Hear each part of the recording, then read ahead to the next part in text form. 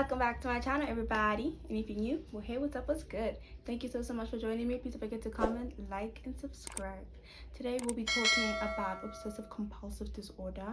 So we're doing another psychopathology lesson, breakdown, whatever you want to call it. So let's get into it. So in society's textbook, in society's dictionary, I would say, I suppose OCD is being overly clean or overly organized or something along those lines. You know, people always say, oh, I'm so OCD, or my OCD is bothering me when like something's not aligned or something like that.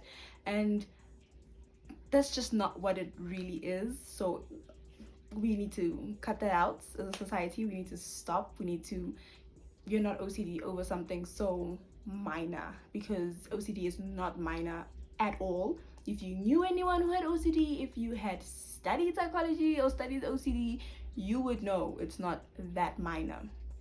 So OCD is made out of OCD is defined by this. Hallmarks of OCD include obsessions, which are recurrent and persistent thoughts, urges, or images that are experienced as intrusive and unwanted, and or compulsions, which are the repetitive behaviors or mental acts that an individual feels driven to perform in response to an obsession or according to rules that must be applied rigidly.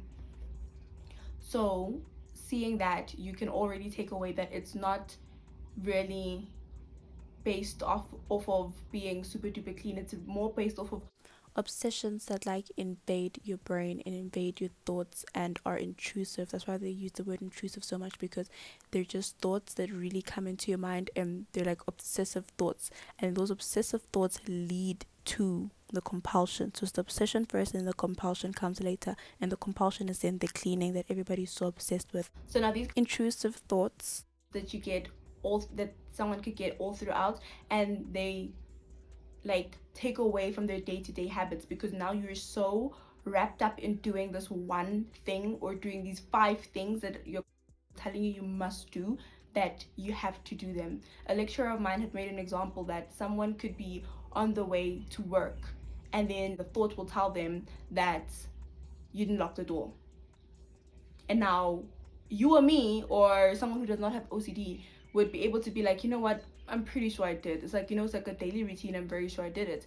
Or, you know, if you feel bothered intensely by it, you probably call someone else. No, someone with OCD wouldn't even call someone else. They would literally turn around. They would rather be late to work than let go of this compulsion, because you can't let go of it. The compulsion is that like demanding to them that they can't just like forget about it. They can't just let it go. They can't, you know, like move forward. They need to do it. So then they will turn around and go back home and make sure that the door is locked. I will never forget that example, because I was like, wow. So because me too, I will never ever lie to you guys and say I was like all holier than thou and everything, and I've never done this, that, and the third. I that's not who I was. That would be a lie, and I'm not here to lie to you guys. 100% before I started psychology, before I started learning about psychopathology, I did not in my wildest dreams think that that's like how impactful it was. You know, I understand it's not like the biggest example on the face of the planet, but it's enough. Well, for me it was enough to like fully, not fully, but to understand it and grasp it in a bigger sense. Then it's just, oh, someone has an orange t-shirt in a fully white cupboard, you know, that would bother someone with OCD. It really would. Let's not take away from that. It would bother them. But it's just, I'm just saying, there's bigger things that would bother them than just that, you know? It wouldn't just be the orange sweater in the cupboard. It would be like I just made that example. You see, like it's bigger, wider thing. Rather being late to work than calling someone else. You know, half the people in the world would not want to be late to work, you know? So they would make sure they get to work and then call someone, you know? So you just need to think of it in like a bigger sense. So then now we're gonna take a look at obsessions and compulsions. Obviously it's obsessive compulsive disorder. So there's obsessions and there's compulsions. So the definition of, not the definition, but like a little breakdown of obsessions. Some obsessions include religious or somatic concerns, as well as concerns about symmetry, hoarding, and sexually intrusive thoughts. Compulsions, on the other hand, are aimed at reducing these recurrent and persistent thoughts, include counting, washing, repeating, checking, ordering, and conducting mental rituals. There's an example of someone who had OCD in one of my textbooks, and the example would say that the individual had said that when swallowing saliva, an action had to accompany it. So the person couldn't just swallow the saliva; they had to swallow the saliva and like touch the shoulder. So at the same time that you swallow, you need to touch the shoulder. And obviously, the individual knows that this is unnecessary, and the individual knows that nothing's going to happen if they don't touch their shoulder.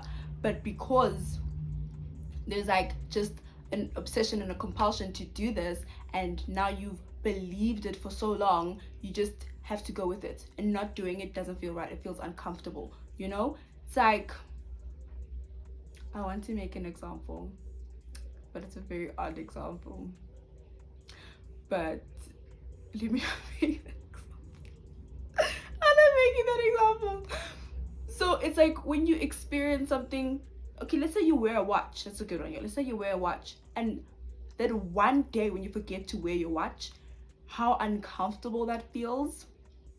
Whatever it is for you, if you wear caps all the time, like something that you know you need to wear, and then one day you just absolutely forget about it.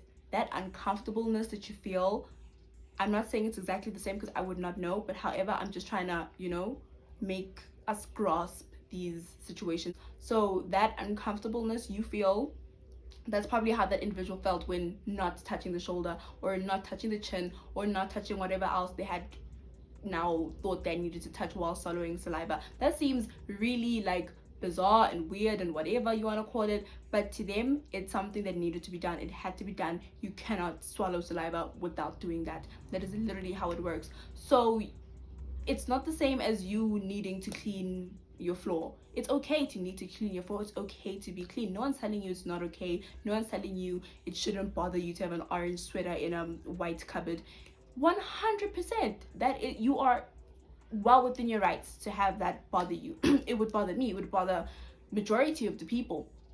The point is that you just do not have to take a disorder to explain that.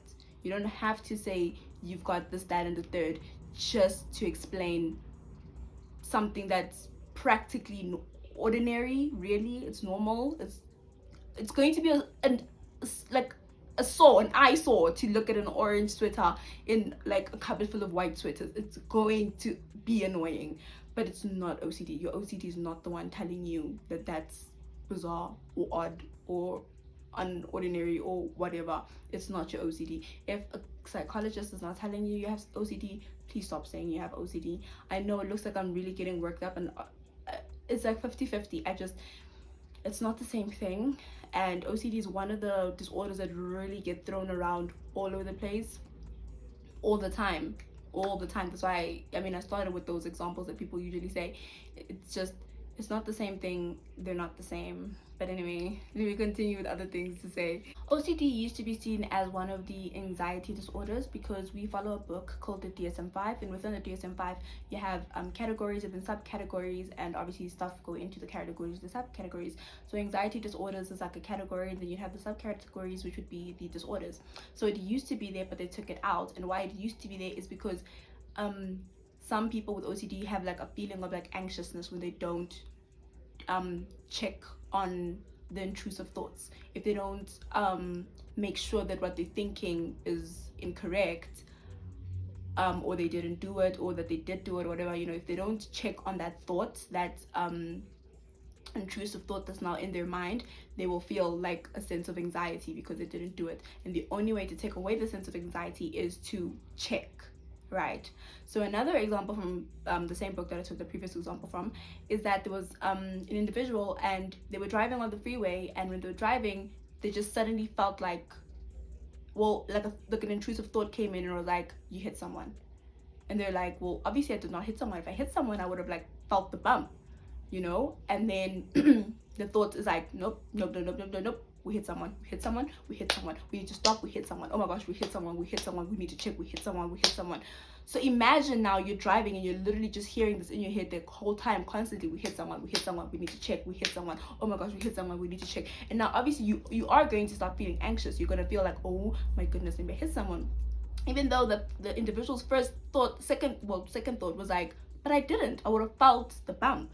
But not because that thought is like ringing in your mind and it's continuous and it keeps growing and growing and growing and growing. And now your anxiousness is adding on to that thought. You have to go and check. You just have to. The only way to take that thought away, the only way to take that anxiety away is to check. So I don't know how many more examples I would need to like give out. I just feel like at this point surely we understand what it is. I'm obviously not a dictator. No one has to listen to me. But if you're watching this, I assume you wanted to know and you wanted to fully understand what OCD actually really is. But yeah, let's just stop saying an orange. I'm sure you're so tired of that example, but I'm like an orange sweater in a white sweater cupboard is that's not enough. That's not enough. Needing to clean, it's not enough. You should want to clean, okay? So you should be cleaning. You should be doing that, my love.